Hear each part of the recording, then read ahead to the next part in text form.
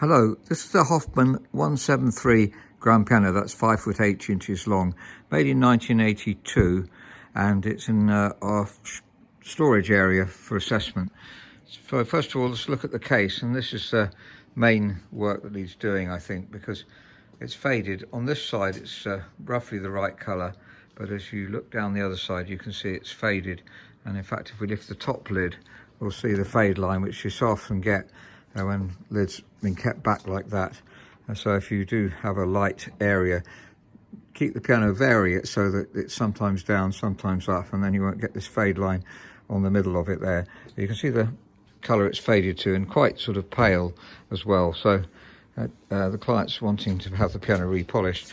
This original polish I think was probably a mattish finish, not a French polish finish. French polish is a lot dearer than just this kind of matte spray finish which this has had. So there's the alternative there of having obviously a French polish. In fact, very often the trade will end up redoing this piano in black. Personally, I would like to keep the colour as it was, but perfectly acceptable to do it black, and there's such a demand for black pianos compared to mahogany. This age of piano very often isn't black, so it's very, very common for the trade to do this, redo this in black. So don't be too alarmed at that. If the wood's really special, like the old rosewood, it's not something we really like to do. This is very, very nice, very tasteful wood actually. I'm not sure what it is. If you're in the trade and know what this is, I'm going to call it walnut or cherry, but I might be totally wrong. I'm not a wood person. There's a mysterious wiggly line here, which I'm not sure what that is. It appears on several parts of the piano. I don't know if you can see that on the music stand too. Well, that's not very important. Let's look at the main things. We're going to redo the piano anyway. But the key tops, they're plastic key tops, and all perfect, so that's good. This is the W.Hoffmann.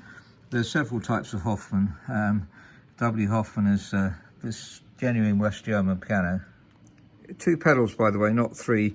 The sostenuto pedal, as we've mentioned many times before, is rarely used by musicians, so people often request it. 2 pedals is fine for nearly everything. You can see from the foot it has been played a reasonable amount. So I mentioned the leg room's 61.5 from the floor, which is normal for, say, like a U1 upright Yamaha. And the pedals are slightly on the high side, I think, 6.5. Prefer them to be centimetre lower, but just picking holes. If you wanted to raise the piano up a bit on casters, you may start to feel a bit high. Sorry, I meant caster cups, of course. We have 1-inch glass caster cups, which raises it up. But as I say, the pedals may be slightly on the high side if you did that. But there's the model number inside the piano, and it's well, typically very well made West German piano with a delicious tone. Just looking at the inside, there's nothing really to do here. It's agraphs up to here. There's a high quality piano generally, and it's just nice to look on the inside. One thing I was surprised about is this seems to be the serial number, just put on very simply, but it's also written on the bottom, on the last key on the action. And I think that is the serial number, which does date it to 1982, which seems about right. So if that's not correct, please let me know. I'm pretty certain it is. And we don't get a huge number of Hoffmann grand pianos in the UK. I don't know how many they made. I haven't checked that out. But certainly really pleased to get this piano to improve for the client. Now, listening to the tone of it, if we listen round here,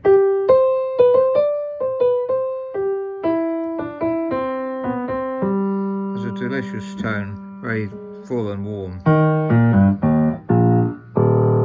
Bass for a 170, that's as good as, say, a Bösendorfer, I would say. Very, very impressive indeed. It's warm toned right up to the top.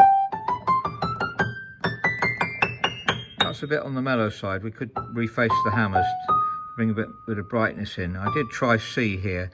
That's C. So refacing that, and it has given it a bit more bite, but it's a slightly weak tone there, I would say, but that's splitting hairs because it's still very, very pleasant. Several really nice technical features on this piano. When you pull the action out, you can grab here, which is not the case with lots of grands. You've got to bring them here and you have to be careful not to press the keys down. Now looking at the action, there isn't that much hammer wear, but they, I'd say, slightly on the soft side perhaps around here, and the hinges, they're a bit on the tight side, some of them. If you release, you'll see a variety. Now that may not look very significant to you, but it actually does make the touch feel heavier, and it is lubrication here. We don't need to change hammer shanks and rollers or anything, but also the rollers, I think we could lubricate them with French chalk talc. So Renner action, as you can see here, and it leaves lubricating here on the balance rail too. Just for a technical point of view, it has this regulation screw here for the spring, which is very useful. As you'll know, on Bechsteins it's usually here, and on Steinways they don't normally have them, but this is a more modern Renner action style. I'm quite surprised actually at the age of this piano having that, and also the Renner written on the side here. I don't remember that on older. I'm going to check with our technician, but I'm sure it's 1982 piano. I doubt whether the hammers have been changed. You might have noticed here I've just raised the hammer height up here. We're going to talk about that in a second. That's just these two as a guide for the rest of them. They should be about that high, I think. Now, just talking about the regulation, this is kind of them to put this here. I've seen this, I think it's on Grocher and Steinberg Grand. Some of them have this, which is the measures of regulation, that's the height of rise, that's the key. So that's the hammer, I think, hammers to strings. But interestingly enough, it's about 50, which is a bit high. 47 might be the normal. Various different things here, releasing the key, playing. The key dip, I measured it off at 11 millimeters, so it's also much higher than 10. And the back checks, it's interesting that they've put that down. I didn't check that. Halfway rise. Also, I'm not quite sure what they mean by halfway. Is obviously almost roughly half of 45 here.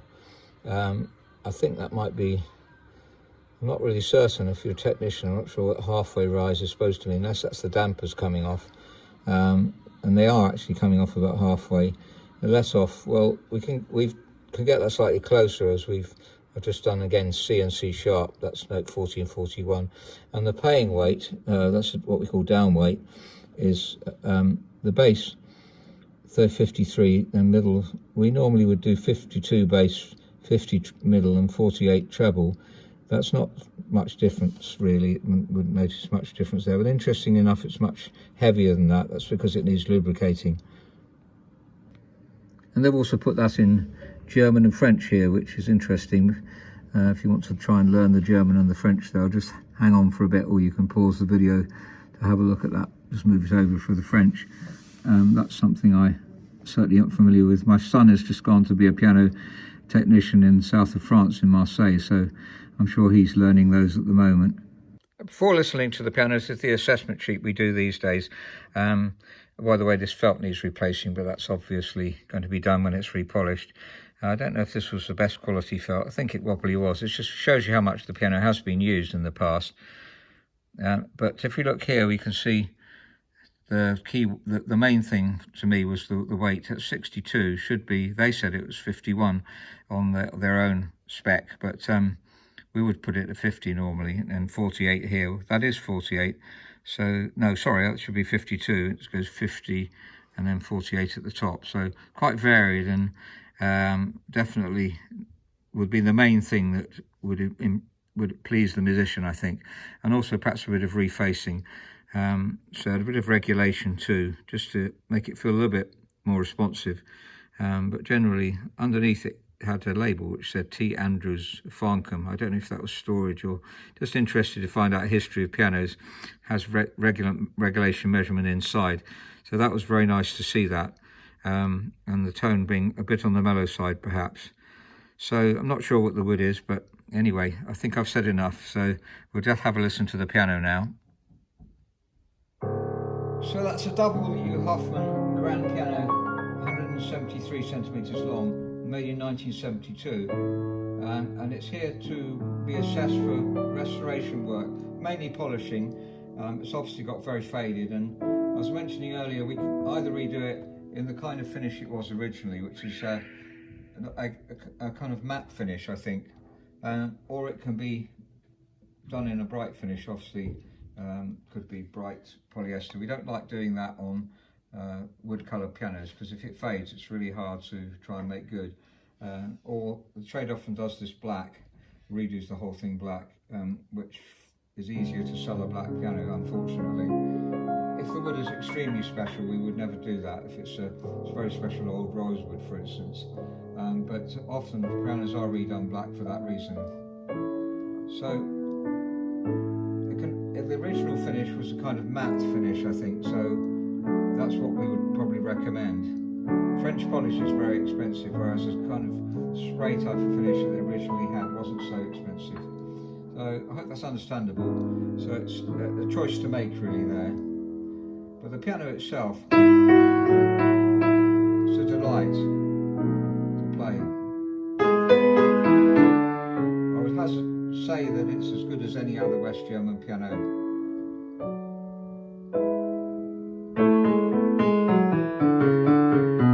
Wherever you play it, tenor and bass,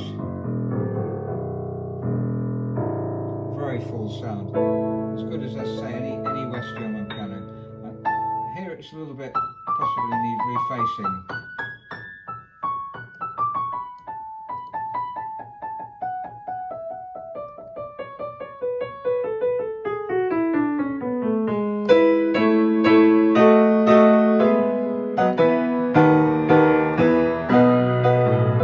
It's almost a concert pitch and almost in tune. I think it's been tuned regularly.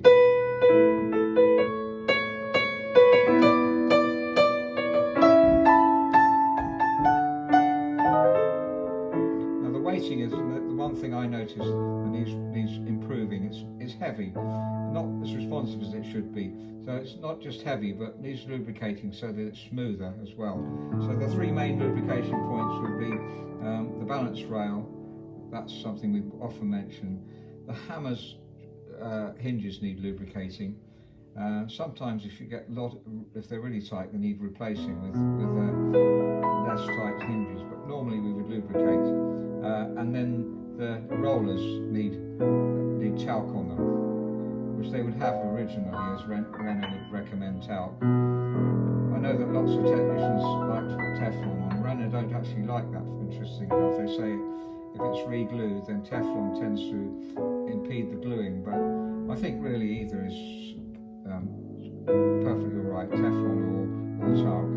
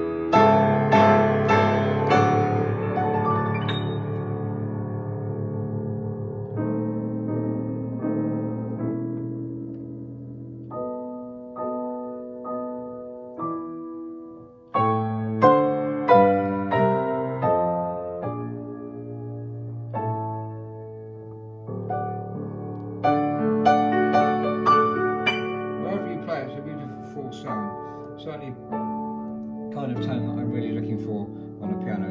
I would love to have in my own house.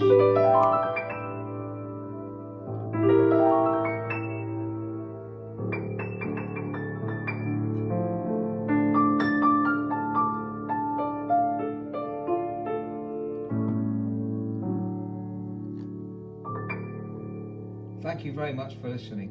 If you've got a piano and you'd like us to assess it for restoration, please email us info@robertspianos.com.